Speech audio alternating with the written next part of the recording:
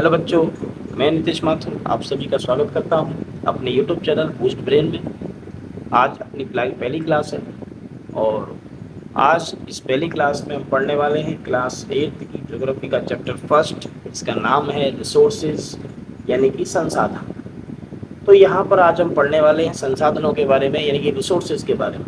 अब यहाँ पर हम रिसोर्स क्या होता है इसके बारे में जानेंगे। उसके बाद में रिसोर्सेज के टाइप कौन कौन से होते हैं, है ना, इसके बारे में जानेंगे। फिर जो टाइप्स हैं उनके बारे में और पढ़ेंगे, है ना, जैसे कि नेचुरल रिसोर्स हैं और भी तरह तरह के रिसोर्स होते हैं, है ना, ह्यूमन मेड रिसोर्स होते हैं, इनके बारे में हम थोड़ा जानेंगे। और लास्ट में अपना टॉपिक आएगा कि हमें रिसोर्स को कैसे कंजर्व करना है, कैसे हमें उन्हें बचाना है। तो आइए शुरू करते हैं अपना चैप्टर रिसोर्सेज।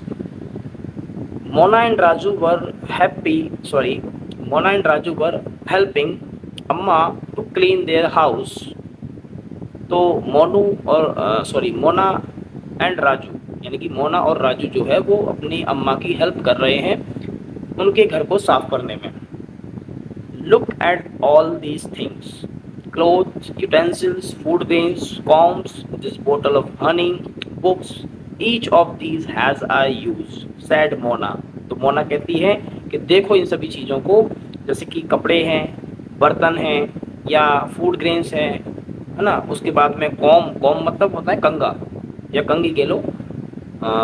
उसके अलावा जो बोतल है यानी कि जो शहद की बोतल है, उसके अलावा जो बुक्स हैं, है ना। तो ये सभी जो चीज़ें हैं, इन सभी चीज़ों का क्या है, अपना एक यूज़ है, यानी कि सभी चीज़ें जो है उनका कोई ना कोई इस्तेमाल है ना। किसी न किसी काम वो चीज़ें आती हैं, जैसे कपड़े पहनने के काम आते हैं, बर्तन अपने खाने के काम आते हैं, है ना। फूड ग्रेन्स जो है हमारा जो अनाज होता है वो हमारे खाने के काम आता है।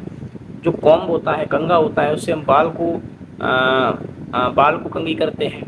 शहद की बोतल है उसका भी अपना एक यूज़ है। उसके अलावा जो बुक्स होती हैं उसका भी अपना एक अलग यूज़ होता है ना। तो कोई ना कोई यूज़ होता ही है हर एक वस्तु का। हमारे घर में जो चीज़ें होती हैं उनका कोई ना कोई इस्तेमाल होता ही है। नेक्स्ट देखिए, that is why they are important. अब देखो सभी चीज़ों का अपना अपना एक यूज़ होता है, इसलिए वो क्या होती हैं, इम्पोर्टेंट होती हैं।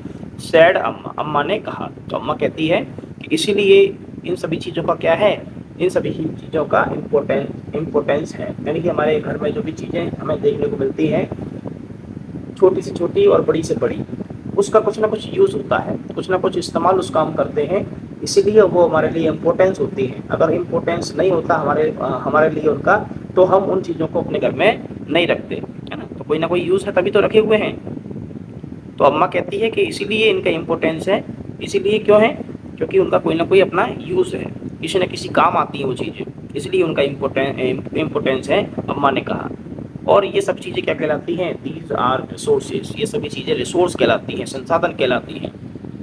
What is a resource was Raju question to अम्मा। अब राजू का जो क्वेश्चन है, राजू अपनी अम्मा से क्वेश्चन पूछता है कि ये रिसोर्स क्या होता है ना। What is a resource. तो अम्मा कहती है anything that can be used to satisfy a need is a resource. तो ये अपनी रिसोर्स की डेफिनेशन है, इसको अंडरलाइन करके रखिएगा, क्योंकि आपसे पूछा जा सकता है व्हाट इज रिसोर्स, तो आपको लिखना है ये anything that can be used to satisfy a need, यानी कि कोई भी वस्तु जिसका इस्तेमाल हम अपनी नीड को, अपनी ज़रूरत को पूरा करने के लिए इस्तेमाल में लेते हैं। कोई भी चीज़ हो सकती है ना। तो कोई भी ऐसी चीज़ जिसका इस्तेमाल हम अपनी ज़रूरत को पूरा करने के लिए करते हैं, उसे हम रिसोर्स कह सकते हैं। अम्मा ने रिप्लाई किया। Look around you and observe, you will be able to identify many types of resources. तो अम्मा ने कहा कि अपने चारों ओर देखो और अवलोकन करो, ऑब्जर्व करो, है ना। You will be able to identify many types of resources. तो अपने चारों ओर देखो, तुम्हें तरह तरह की चीज़ें दिखाई देंगी और तुम उन सभी चीज़ों को पहचान पाओगे या उनको आइडेंटिफाई कर पाओगे। तरह तरह के जो रिसोर्स हैं, तरह तरह की जो वस्तुएं हैं, आप उनको देख पाओगे। नेक्स्ट आगे देखते हैं। The water you drink when you are thirsty, है ना। जब भी तुम प्यासे होते हो तो क्या चाहिए होता है, पानी चाहिए होता है, वो क्या है, रिसोर्स है ना। आगे the electricity you use in your house, जो भी इलेक्ट्रिसिटी आप यूज़ करते हो अपने घर में, है ना, अपना कूलर चलाने के लिए, एसी चलाने के लिए, पंखा चलाने के लिए, टीवी चलाने के लिए जो इलेक्ट्रिसिटी आप यूज़ कर रहे हो वो भी क्या है, वो भी एक रिसोर्स है ना। नेक्स्ट हम देखते हैं the rickshaw you use to get home from school.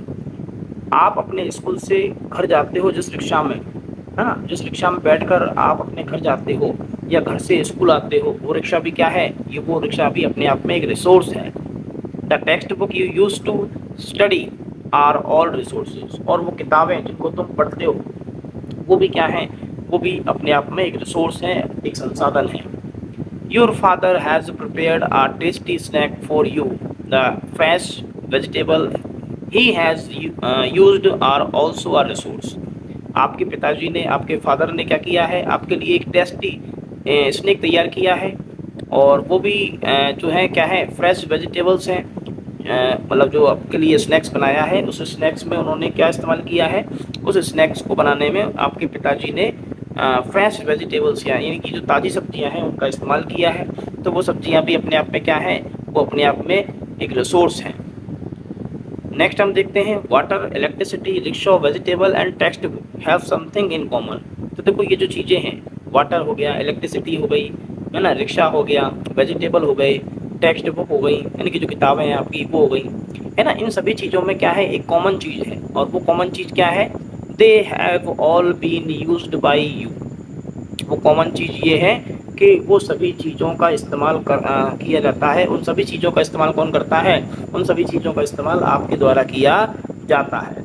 अब इस्तेमाल किया जाता है तो वो उनकी क्या है, सो दे हैव यूटिलिटी, है ना। ये सभी चीज़ें जो बताई गई हैं ऊपर, इन सभी चीज़ों को आप इस्तेमाल करते हो, यानी कि इनकी उपयोगिता है, ये हमारे लिए उपयोगी हैं, है ना। यूटिलिटी बनती है इनकी हमारे लिए। अब उपयोगी है तभी तो हम इनको घर में यूज़ करते हैं या बाहर यूज़ करते हैं, है ना। तो इनकी अपने आप में क्या है, यूटिलिटी है। यूटिलिटी का मतलब होता है उपयोगिता। तो इन सभी चीज़ों की अपने आप में उपयोगिता है, इन सभी चीज़ों को हम यूज़ करते हैं, उपयोग में लेते हैं। यूटिलिटी और usability is what makes an object और सब्सटेंस आ रिसोर्स। देखो यूटिलिटी और यूजेबिलिटी, है ना, ये दोनों वर्ड जो हैं, ये बताया जा रहा है कि यूटिलिटी कह लो या यूजेबिलिटी कह लो, वो क्या है, is what makes an object और सब्सटेंस आर रिसोर्स, है ना। तो कोई भी जो सब्सटेंस है, सब्सटेंस का मतलब होता है पदार्थ, है ना। तो कोई भी पदार्थ है या कोई भी जो ऑब्जेक्ट है, कोई भी जो वस्तु है ना, वो रिसोर्स कब बनेगी, जब उसकी यूटिलिटी है या उसकी यूजेबिलिटी है ना। तो कोई भी चीज़ रिसोर्स तभी बन सकती है जब वो हमारे लिए उपयोगी है ना। अगर वो हमारे लिए उपयोगी नहीं है तो वो फिर रिसोर्स नहीं कहलाएगी, वो संसाधन नहीं कहलाएगी। संसाधन वो तभी तक है जब तक उसको हम इस्तेमाल कर रहे हैं। नेक्स्ट देखते हैं, how does something become a resource, Raju now wanted to know. अब देखो राजू ये जानना चाहता है कि कोई भी चीज़ रिसोर्स बन कैसे जाती है, या कोई भी चीज़ कैसे रिसोर्स बनती है, ये राजू को जानना है। तो अम्मा उसको कहती हैं, अम्मा told the children that things become resource only when they have a value. तो अम्मा ने कहा कि कोई भी वस्तु तभी रिसोर्स बनती है जब उसकी वैल्यू होती है, यानी कि उसका महत्व होता है ना। जिस चीज़ का महत्व होता है या जिसकी उपयोगिता होती है वही क्या बनती है, रिसोर्स बनती है। बाकी किसी चीज़ का अगर वैल्यू नहीं है या उसकी उपयोगिता नहीं है या उसकी यूटिलिटी नहीं है तो वो हमारे लिए रिसोर्स नहीं है ना। समझ में आ गया होगा आपको। नेक्स्ट आगे बढ़ते हैं, इट्स यूज़ और utility gives it a value. अब देखो किसी भी चीज़ को वैल्यू कैसे मिलती है, तो उसकी जो यूटिलिटी है वो उसे एक वैल्यू देती है ना। अब डिपेंड करता है कि अब वो हमारे लिए कितनी उपयोगी है। अब जितनी ज़्यादा उपयोगी होगी वो हमारे लिए उतना ही मोस्ट इम्पोर्टेंट क्या होगी, हमारे लिए सबसे ज़्यादा महत्वपूर्ण रिसोर्स होगा। जैसे कि पानी है, पानी हमारे लिए बहुत ही ज़्यादा ज़रूरी है ना। बिना पानी के तो हम रह ही नहीं सकते। तो पानी हमारे लिए क्या हो गया, पानी हमारे लिए या पानी का महत्व जो है बहुत ज़्यादा हो गया, क्योंकि उसके बिना तो हम जी ही नहीं सकते। तो वाटर का अपने आप में वैल्यू बहुत ज़्यादा है, इसलिए वो क्या है, एक रिसोर्स है ना। नेक्स्ट हम देखते हैं, वैल्यू मीन्स वर्थ। देखो वैल्यू का मीन्स यहाँ बताया गया है, वैल्यू का मतलब होता है उसकी वर्थ, वर्थ मतलब उसकी कीमत, उसका महत्व क्या है। सम रिसोर्सेज हैव इकोनॉमिक वैल्यू। देखो कुछ रिसोर्स ऐसे होते हैं जिनकी इकोनॉमिक वैल्यू होती है ना, आर्थिक महत्व उनका होता है। सम डू नॉट, और कुछ वस्तुओं का नहीं होता है। कुछ वस्तुएं ऐसी होती हैं जिनकी इकोनॉमिक वैल्यू होती है और कुछ वस्तुएं ऐसी होती हैं जिनकी इकोनॉमिक वैल्यू नहीं होती है। जैसे फॉर एग्जांपल के लिए हम अगर देखते हैं, मेटल्स में हैव एन इकोनॉमिक वैल्यू। तो जो मेटल्स होती हैं, जो धातु होती हैं, लोहा, तांबा, है ना, इस तरह से जो मेटल्स होती हैं, इनकी अपने आप में हम देख सकते हैं इनकी इकोनॉमिक वैल्यू है। अ ब्यूटीफुल लैंडस्केप में नॉट, लेकिन एक जो ब्यूटीफुल लैंडस्केप है उसकी इकोनॉमिक वैल्यू नहीं होती है ना। But both are important and satisfy human needs, लेकिन दोनों ही जो रिसोर्स हैं, दोनों ही जो रिसोर्स हैं वो हमारे लिए इम्पोर्टेंट हैं और वो हमारी जो नीड्स होती हैं उनको सेटिस्फाई करती हैं। नेक्स्ट हम देखते हैं, some resources can become economically valuable with time. तो बताया जा रहा है कि जो कुछ रिसोर्स होते हैं वो इकोनॉमिकली वैल्यूएबल बन जाते हैं टाइम के साथ, है ना। जैसे जैसे समय गुजरता जाता है, जैसे जैसे टाइम निकलता जाता है, कुछ वस्तुएं ऐसी होती हैं या कुछ रिसोर्स ऐसे होते हैं जो टाइम के साथ में वो हमारे लिए क्या हो जाते हैं, वैल्यूएबल हो जाते हैं, इकोनॉमिक एक तरह से इकोनॉमिक वैल्यू उनकी बढ़ जाती है। Your grandmother's home remedies have no commercial value today. देखो आपकी जो ग्रैंड मदर है, आपकी जो दादी माँ है, उनकी जो होम रेमेडीज हैं, होम रेमेडी का मतलब होता है एक तरह से घरेलू उपचार, है ना। जो अपनी दादी माँ है या पुराने ज़माने की जो दादी जिनकी हैं, तो आप देखोगे कि तो आपको कुछ भी हो जाता है, कुछ भी बीमारी हो जाती है, तो वो घरेलू नुस्खों से ही आपको सही करने का प्रयास करती हैं। आपकी जो बीमारी होती है वो उसको घरेलू तरीके से ही क्या कर देती हैं, सही कर देती हैं, और किसी भी डॉक्टर के पास आपको जाना नहीं पड़ता है ना। एग्जाम्पल के लिए जैसे आपको बुखार आ गया या सर्दी लग गई तो वो आपको काढ़ा पिला देंगी, उससे आपकी सर्दी भाग जाएगी, आपका जो बुखार है वो भी दूर हो जाएगा। तो वो होती हैं होम रेमेडीज़, यानी कि जो घर पर उपचार किया जाता है, घरेलू उपचार जिसे हम कहते हैं, उसको ही हम इंग्लिश में कहते हैं होम रेमेडीज़। तो बताया जा रहा है कि जो तुम्हारी ग्रैंड मदर की यानी कि दादी माँ की जो होम रेमेडीज़ हैं उनकी कोई कमर्शियल वैल्यू आज की डेट में नहीं है। But if they are patented and sold by a medical firm tomorrow they could become economically valuable. अब देखो होम रेमेडीज़ की प्रेजेंट में तो कोई वैल्यू नहीं है, लेकिन अगर इनको पेटेंट किया जाए और एक मेडिकल फर्म के द्वारा उनको बेचा जाए तो उनकी इकोनॉमिकली मतलब जो होम रेमेडीज़ हैं उनकी भी क्या हो जाएगी, इकोनॉमिक वैल्यू बन जाएगी, या हम कह सकते हैं कि वो इकोनॉमिकली वैल्यूएबल हो जाएंगी, है ना। कब हो जाएंगी, जब उनको पेटेंट किया जाए। और किसके द्वारा पेटेंट किया जाएगा, कोई मेडिकल फर्म होगी, है ना, कोई मेडिकल फर्म उसको पेटेंट करेगी और उसको बेचेगी तो उसकी इकोनॉमिक वैल्यू बन जाएगी। नेक्स्ट हम देखते हैं, time and technology are two important factor that can change substance into resource. अब देखो कोई भी जो वस्तु होती है या कोई भी जो पदार्थ होता है वो रिसोर्स कब बनता है, तो टाइम और टेक्नोलॉजी ये दो चीज़ें ऐसी हैं जो बड़ी इम्पोर्टेंट फैक्टर के रूप में सामने आती हैं। तो टाइम एंड टेक्नोलॉजी ये दो इम्पोर्टेंट फैक्टर हैं जो किसी भी सब्सटेंस को रिसोर्स में कन्वर्ट कर सकती हैं या रिसोर्स में उनको बदल सकती हैं। अब इसको हम समझेंगे एक एग्जांपल की हेल्प से। तो जैसे एग्जांपल के लिए हम देख लेते हैं कि जैसे सोलर एनर्जी है, सोलर एनर्जी का पहले कोई इस्तेमाल नहीं करता था और इवन अभी भी कोई ज़्यादा इस्तेमाल नहीं हो रहा है। तो जो सोलर एनर्जी है वो पहले हमारे लिए कोई काम की नहीं थी, है ना। जो सनलाइट जो आता है वो हमारे कोई काम का नहीं था, क्योंकि हमारे पास टेक्नोलॉजी नहीं थी, है ना। सन की जो लाइट है उससे कैसे यूज़ करना है उसकी टेक्नोलॉजी हमारे पास नहीं थी, है ना।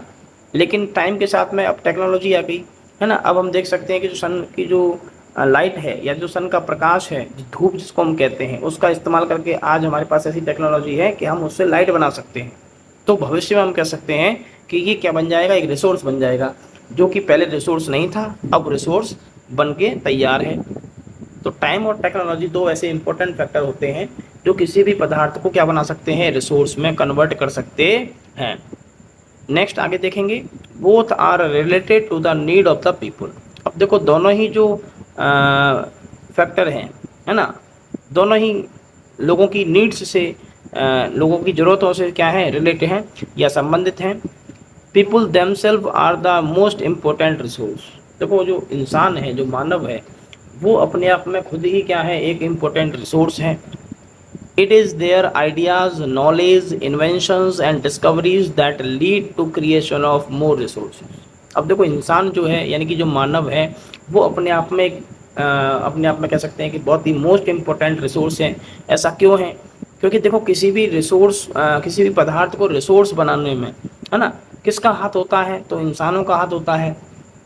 तो इंसान ऐसा कैसे कर पाता है?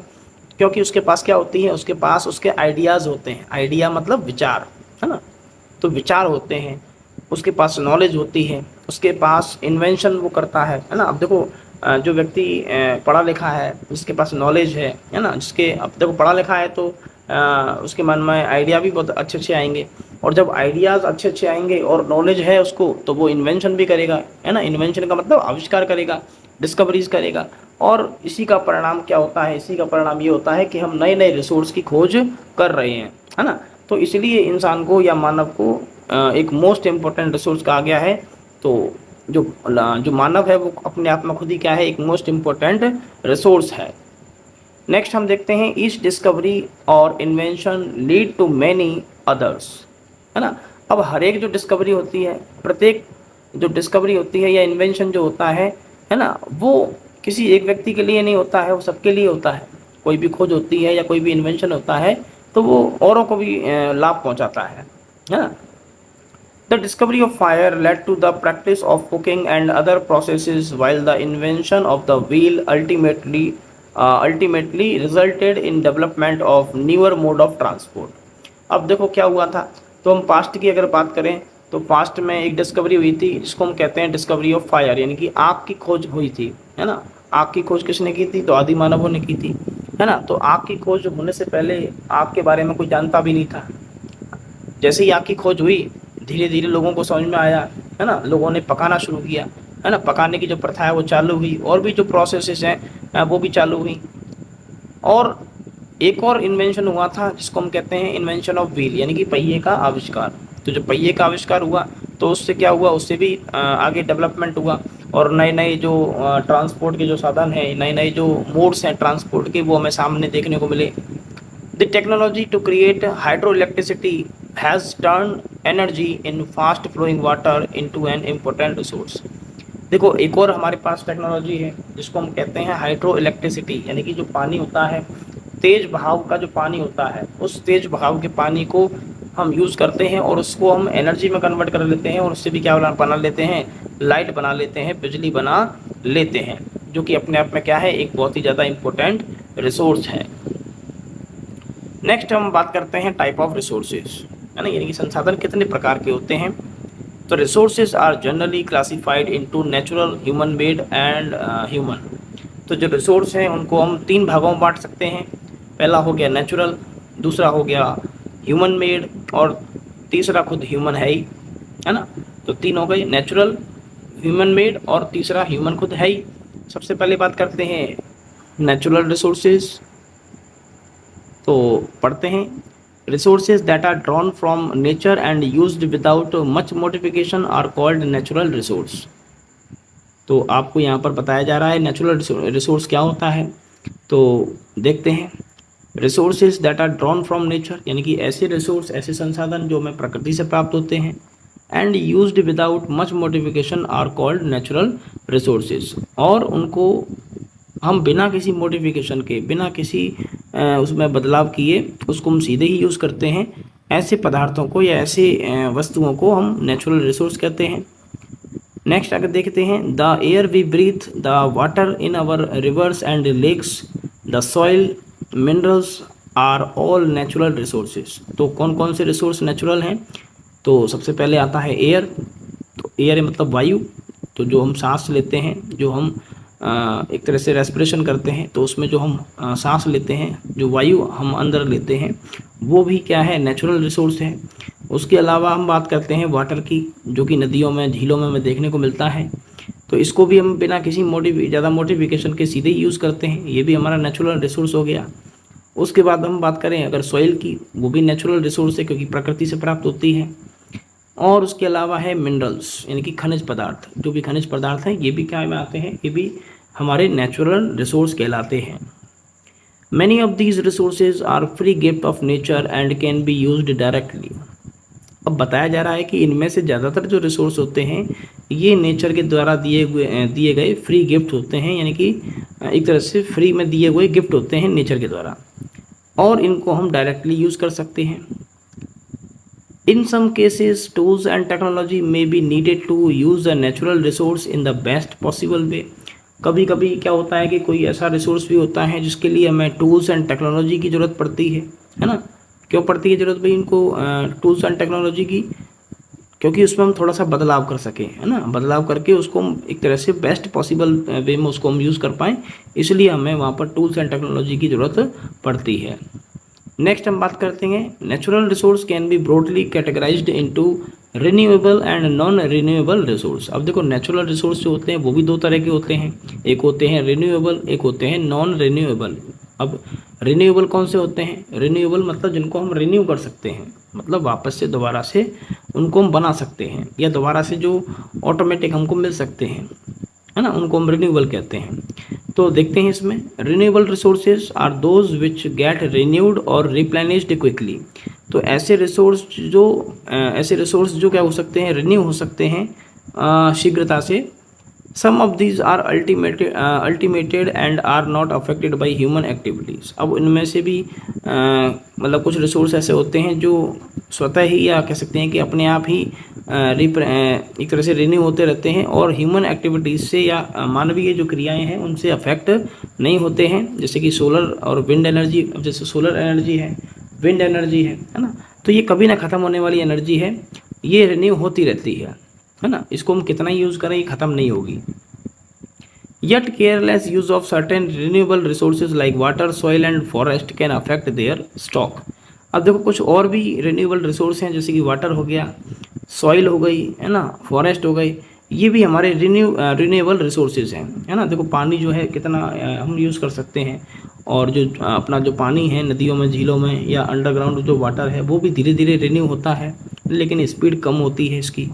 इसके अलावा जो सॉइल है, इसके अलावा जो फॉरेस्ट हैं, है ना, जंगलों को हम काट देते हैं तो वापस से उग जाते हैं, तो ये रिन्यू तो होते हैं, लेकिन इनकी रिन्यू होने की जो स्पीड है वो काफ़ी कम है, और हमारी इस्तेमाल करने की या यूज़ करने की जो स्पीड है वो ज़्यादा है।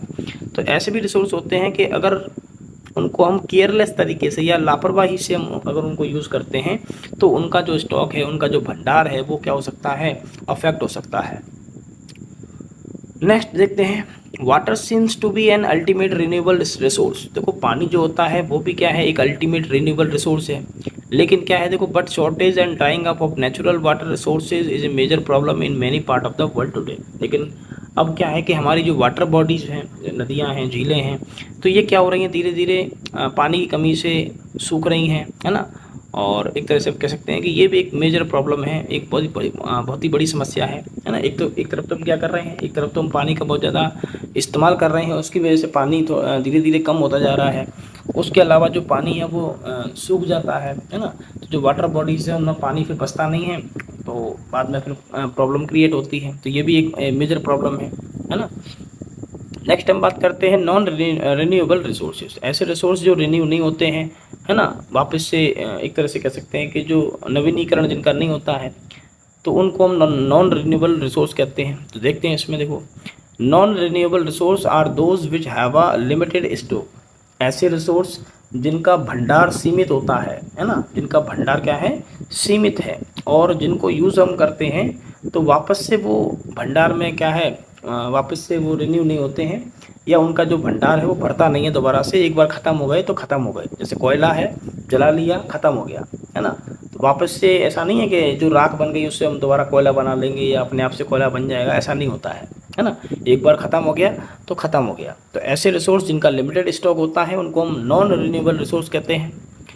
Once the stock are exhausted it may take thousand of year to be renewed or replenished. तो बताया जा रहा है कि ये ऐसे रिसोर्स होते हैं कि अगर इनका स्टॉक एक बार ख़त्म हो गया तो इनको फिर हज़ारों साल लग जाती हैं किसमें, रिन्यू होने में, है ना। रिन्यू तो ये भी होते हैं, लेकिन इनको रिन्यू होने में हज़ारों लाखों साल लग जाते हैं, और तब तक तो भंडार खाली हो जाएगा। नेक्स्ट आगे देखते हैं, since this period is much more than human life span. अब देखो ये जो लाइफ स्पैन है, मतलब एक तरह से हम जो ह्यूमन लाइफ स्पैन है, मानव का जो जीवन होता है वो कितना होता है, 100 साल, 100 साल मैक्सिमम होता है। अब जो मानव का जीवन काल है वो 100 साल तक का ही है, लेकिन ये जो रिसोर्स हैं वो रिन्यू होंगे कितने सालों में, हज़ारों सालों में। तो तब तक तो आदमी जीवित ही नहीं बचेगा, है ना। तो इतने साल बाद रिन्यू होंगे भी तो क्या फ़ायदा की। तो ये रिसोर्स जो है वो इसीलिए किस में आते हैं, इसीलिए इनको नॉन रिन्यूएबल रिसोर्स में रखा गया है। Such resources are considered non renewable. तो ऐसे रिसोर्स किस में संभाले जाते हैं, नॉन रिन्यूएबल रिसोर्सेज में संभाले जाते हैं। जैसे कि एग्जांपल के लिए कोयल हो गया, पेट्रोलियम हो गया, नेचुरल गैस हो गया, ये उसके कुछ एग्जांपल हैं। तो कोयला एक बार अपन जला देंगे तो बाद में उसके जो भंडार है वो ख़त्म हो जाएंगे, है ना। रिन्यू होने में हज़ारों लाखों साल लग जाएंगे, तब तक हम जीवित भी नहीं बचेंगे। सेम ऐसे ही पेट्रोलियम होता है, जो भी हमारा पेट्रोल डीजल है, ये भी एक बार हम ख़त्म कर देते हैं तो बाद में फिर वापस नहीं आएगा। आएगा, रिन्यू होगा तो बहुत ज़्यादा टाइम हो जाएगा, तब तक हम जीवित बचेंगे ही नहीं, है ना। ऐसे ही नेचुरल गैस है। ये सारे एग्जांपल हैं किसके, नॉन रिन्यूएबल रिसोर्सेज के। आगे हम देखते हैं, the distribution of natural resource depend upon number of physical factor like terrain, climate and altitude. अब देखो ये जो रिसोर्स हैं, इनका जो वितरण है, इनका जो डिस्ट्रीब्यूशन है वो एक जैसा नहीं है, वो अलग अलग जगह पर अलग अलग है ना। कहीं पर बहुत सारे मिनरल्स मिल जाते हैं, कई सारे रिसोर्स हमें मिल जाते हैं, और कोई जगह ऐसी होती है जहाँ पर बहुत कम मात्रा में रिसोर्स मिलते हैं। तो इसके पीछे क्या कारण है, इसके पीछे कारण है फिजिकल फैक्टर। जैसे कि वहाँ का टेरेन कैसा है ना, या वहाँ की क्लाइमेट कैसी है, वहाँ का एल्टीट्यूड कैसा है। एल्टीट्यूड का मतलब क्या होता है, एल्टीट्यूड का मतलब होता है ऊंचाई, है ना। क्लाइमेट का मतलब जलवायु, तो वहाँ की किसी क्षेत्र की जलवायु कैसी है, तो उसके हिसाब से वहाँ पर संसाधन मिलेंगे। वहाँ की ऊंचाई कैसी है, कम है, ज़्यादा है ना, उसके हिसाब से वहाँ पर रिसोर्स मिलेंगे। तो ये सब फिजिकल फैक्टर होते हैं, जिसकी वजह से क्या होता है कि जो नेचुरल रिसोर्स होते हैं उनका डिस्ट्रीब्यूशन जो है वो अलग अलग होता है। The distribution of resources is unequal because this factor differ so much over the earth. अब क्या है, कह रहा है कि जो डिस्ट्रीब्यूशन है रिसोर्सेज का, जो वितरण है रिसोर्सेज का, है ना, वो अनइक्वल है, इनके असमान है। क्यों है असमान, क्योंकि जो फैक्टर्स हैं जैसे कि टेरेन है, क्लाइमेट है, एल्टीट्यूड है, अब सभी जगह पर जलवायु एक जैसी नहीं हो सकती। सभी जगह पर वहाँ का जो ज़मीन है, सभी जगह की ज़मीन अभी बताया था मैंने, सभी जगह की जो भूमि है, जो ज़मीन है वो एक जैसी नहीं हो सकती। सभी जगह की जो ऊंचाई है वो एक जैसी नहीं हो सकती। कहीं कोई जगह ऐसी है जो ज़्यादा ऊंचाई पर है, कोई जगह ऐसी है जो कम ऊंचाई पर है या नीचे है ना। किसी की जलवायु ठंडी है, किसी की जलवायु गर्म है ना। कहीं की स्थलाकृति कैसी है, कहीं की स्थलाकृति कैसी है। तो ये जो फिजिकल फैक्टर हैं वो सब जगह एक जैसे नहीं है, इसीलिए वहाँ पर जो पाए जाने वाले रिसोर्स हैं उनका वितरण, उनका डिस्ट्रीब्यूशन भी कैसा है, अनइक्वल है, असमान है। तो आज हम यहीं तक पढ़ेंगे, अपना टाइम हो चुका है। नेक्स्ट वीडियो में हम आगे से देखेंगे, अपना जो नया टॉपिक है ह्यूमन मेड रिसोर्सेज, उसको हम आगे से देखेंगे। तब तक के लिए अलविदा।